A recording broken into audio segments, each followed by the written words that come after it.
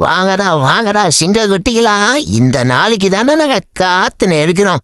Finally சிஎஸ்கேவோட training camp ஆரம்பிச்சிருச்சு.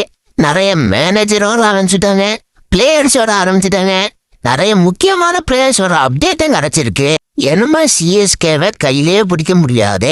ஃபர்ஸ்டே 14 கோடி காம்போ 2 பேரு, கார்த்திக் சர்மா, பிரசாந்த் வீட் 2 பேரும் வந்துட்டாங்க. எனக்கு தெரிஞ்ச இந்த சீசன் போலக்க போறானுங்க.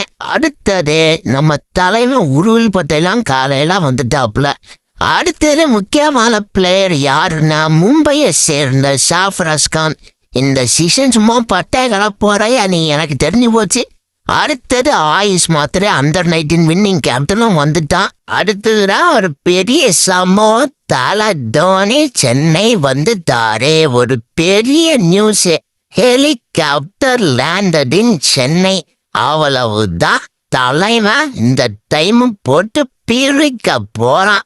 அது மட்டும் எனக்கு கன்ஃபார்மா தெரியுது. இன்னொரு தலைவர் ருத்ராஜ் கைகோட்டா சென்னை வந்துட்டான்.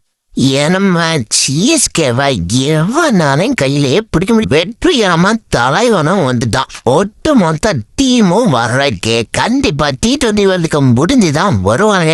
மொத்தத்துல அவஞ்ச அசம்பிள் ஆகி எல்லா டீமையும் மொத்தம் இன்னொரு ஆசை